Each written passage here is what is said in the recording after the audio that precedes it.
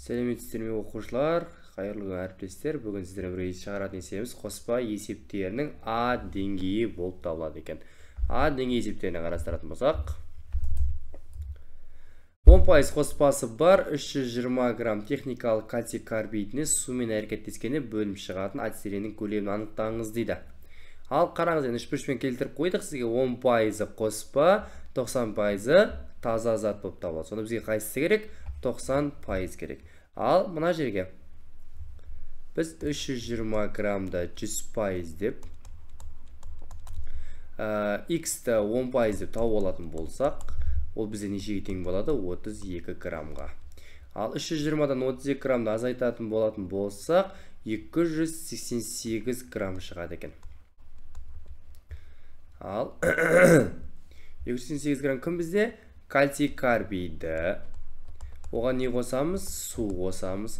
Сол кезде түзілейді бізде ацетилен С2H2 және кальций гидроксиді. Реакция теңестіру жалына есем судың алына 2 қоямыз. Реакциямыз тең. Үстіне 288, астында неше болады әмеріміз? 40, оған 24-ті қосатын болсақ 64. Ацетиленнің көлемі. Көлем деген кезде қалыпты жағдайда көлем 22,4 литр еске түседі. 2 литр тең 288 көбейтілген 22-де 4 бөлінген 64 деп қарастырамыз. Сол кезде жауап 8 литр шығады екен. Ал үйге тапсырма сіздерге құрамында 10% қоспасы бар 50 кг темір эквивалент оксидіне толық тотықсыздандыруға қажетті көміртекті массасын анықтаңдар деген есепті комментарияға шығарып комментарияға жазамыз. Және де құрамында 5% қоспасы бар 10 моль метиламин дейді. Метиламин дегенімізде CH3NH2 толық тотығу үшін қажет оттегінің көлемі дейді. Метиламин жанатын болса, оқушылар CO2, H2O және N2 деген газдар қоспасы шығады.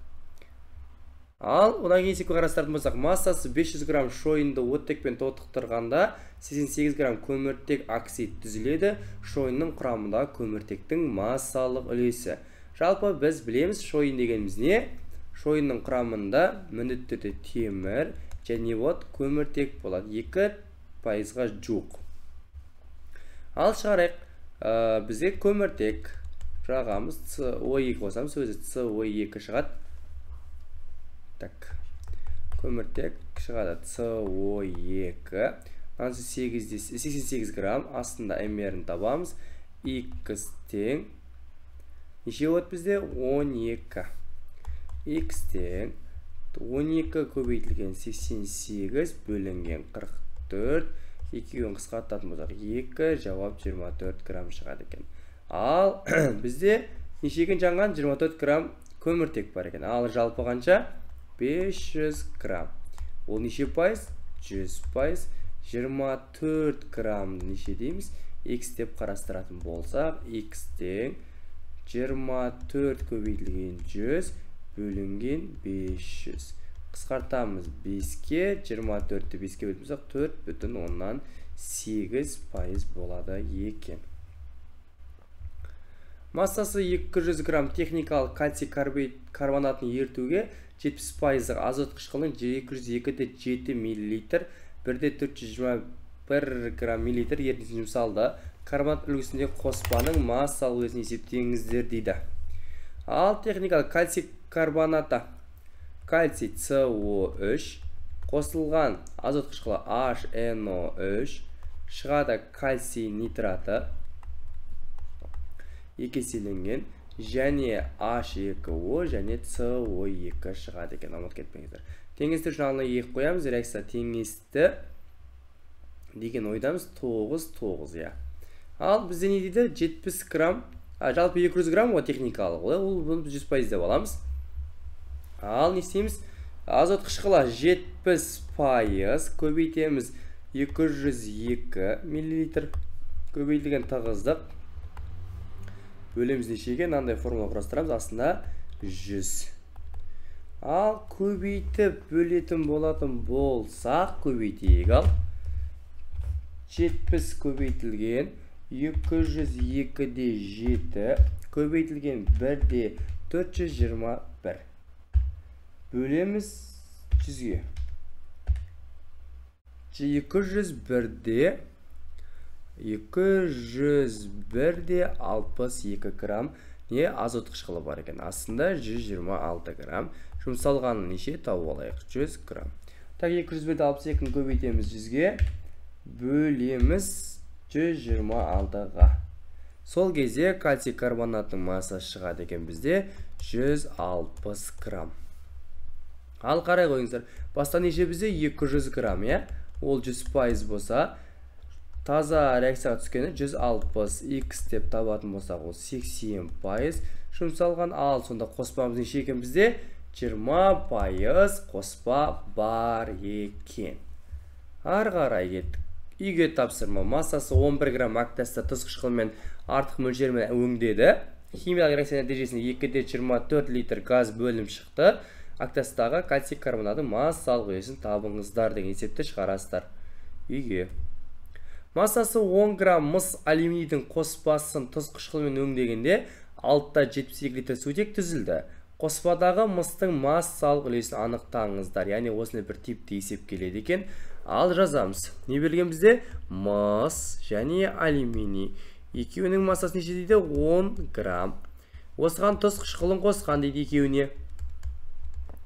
Бізде мыс сутектен әлсіз, яғни ығыстырып шығара алмайды, реакция жүрмейді. Ал екінші реакция жүреді. Алюминий хлор 3 плюс H 2. Ал теңестірейік. Мына жерге 2 қоямыз, 3 қоямыз, 6 қоямыз. Алдына так, неға 2 қоямыз. Реакциямыз теңесті деп ойлаймыз. Так, енді сутек газы бөлінді. Қанша? 6-да 72 литр. Астында қалыпшада көлем 22-де 4, оны ішкі көбейтсек 67-де 2, x астында 54. Ал x тең 54 көбейтілген 6-да 72 литр бөлінген 67-де 2. Қысқартамыз. Жауап 5-те 10-нан 4 грамм шығады екен. Ал бізде мыс пен алюминийдің қоспасы неше баста, оқушылар? 10 грамм. Ол неше пайыз? 100%. Алюминий 5-те 4. 5-те 4-ті 100-ге көбейтіп 10-ға бөлетін болсақ, 54% алюминий бар екен. Ал жалпы неше пайыз? 100%. 100-ден 54-ті азайтатын болсақ, 100-ден 54-ті азайтатын болсақ,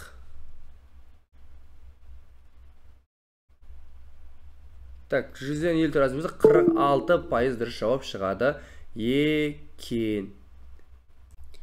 Үйге тапсырма, яғни сіздер комментарияға осы есептен шығару жауаптарын жазып кетесіздер. Мырыш пен мыстың 10 грамм қоспасы тұз қышқылынан 2-де 24 литр газ ығыстырады дейді.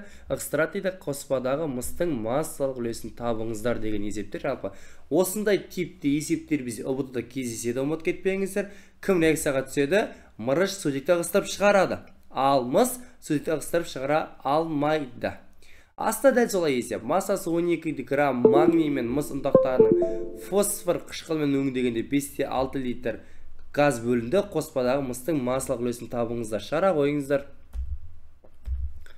Арғы жалғастыратын болсақ, натрий металының гидрокарбонаты мен гидрокарбонатынан тұратын 60 грамм қоспаны қыздырғанда 2-де 7 грамм су түзілді. Қоспадағы натрий карбонатының массалық үлесін анықтаңыздар деген есеп бар екен бізде. Натрий карбонаты натрий 2CO3 және натрий гидрокарбонаты натрий HCO3. Так, ыдыратамыз, температура қоямыз. Сол кезде натрий оксиді және не шығады бізде? CO2.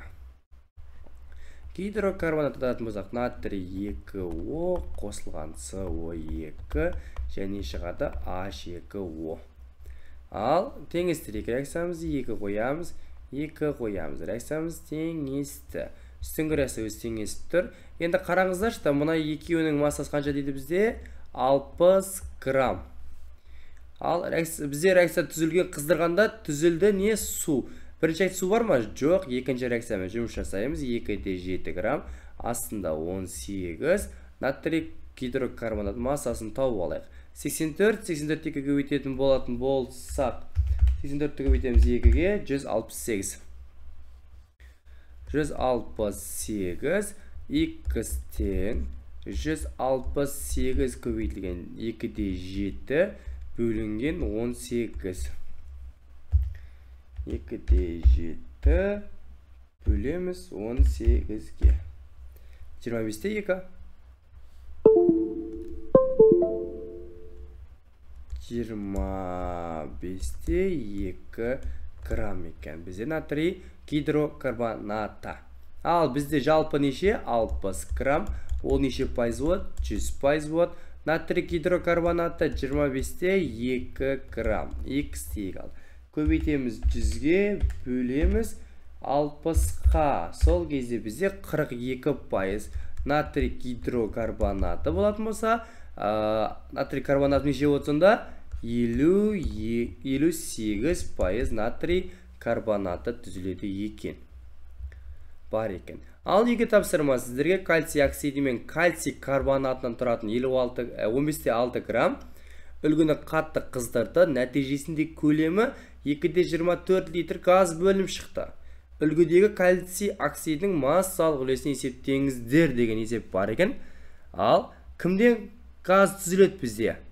Атыратқан кезде. Әрине кальций карбонатынан. Арға жалғастырайық. Құрамында 20% жанбайтын қоспасы бар 1,5 килограмм пирит рудасынан алынатын күкірт қышқылының көлемі дейді. Тығыздығы ро тең 1,84 грамм бөлінген миллилитр деп қарастырады екен біз. Ал пирит деген нәрсе барлығымызға белгілі феррум S2 жағайық. Сол кезде ұмытып кетпеңіздер, осы есе ұбытыда көп кездеседі. 11-дің екінші бөлімінде, яғни жазылған феррум 2O3 қосылған SO2. SO2-ні жалғас тотықтырамыз ағырай оттек арқылы. Сол кезде SO3 шығады. SO3-ке су қосалатын болсақ, H2 SO4-іміз пайда болды. Мінекейіңіз. Ал біз реакциялар теңестер болайық. Так, мына жерге су тең оттекті жұпқа келтірушін 2 қоямыз. Теміріміз 4 болды. Күкіртіміз 8. Мына жақта 16 оттек және 6 оттек қоссақ 22. Сонда оттектің алдына қанша қоямыз? 11 қояды екенбіз. Ал мына жерде 2 қоямыз алдына, 2 қоямыз реакция теңесті. Соңғы реакциямыз өзі тең болып тұр екен. Ал қарай қойыңыздар, 1,5 килограмм пирит бар екен. Ал оның жанбайты қанша? 20. Сонда жанатымыз қанша біздің? 80% несе деген жанады екен. Мінекей ол қойайық. Ал 1,5-ті көбейтеміз 80-ге, бөлеміз 100-ге, сонда жауап шығады 1,2 килограмм пирит жанады екен. Ал үстіне апарып қояйық 1,2 килограммды. Астында неше? 480 мріміз. SO2-нің молін тауып шығарып көрейік. 8. Так, 1,2-ні көбейтеміз 8-ге, бөлеміз 480-ге. Сонда моліміз 0,2 моль. Қараңыз ең, нарада SO2. S қанша? 0,2 моль дейтін болсақ, мұнауда 2 моль, мұнауда 2 моль болғаннан кейін, мына жердегі X-іміз 0,2 моль болып табылады екен. Ал 0,02 моль, яғни 0,2 астында 1 моль деп қарастырайық. H2SO4-тің көлемі тап деген, бірақ бізде тығыздық бар, сол не істейміз біз? Массасымен жұмыс жасайды екенбіз. X грамм, астында мріміз 98. Не істейміз? 0,2-ні 98-ге көбейтіп, бөлеміз 1-ге. Жауап сонда 1,96 килограмм болады екен, ұмытып кетпеңіздер. Ары қарай шығаратын болатын болсақ, бізде не дейді? Енді көлемін тапты. В тең М бөлінген ро деген формула бар. Массасы 1,96 килограмм. Бөлеміз 1,84. Так, бөлеміз 1,84-ке. Так, 1,060 литр болып табылады. екен. Дұрыс жауап шықты. Ал үйге тапсырма сіздерге. Құрамында жанбайтын 10% қоспасы бар. 1,5 метр куб аммиактан алынатын азот қышқылының 30% ерітіндісінің көлемі дейді. Тығыздығы 1,24 грамм миллилитр тең болады екен. Ал шығара қойыңыздар. Жақсы, сау, сәлематта болыңыздар.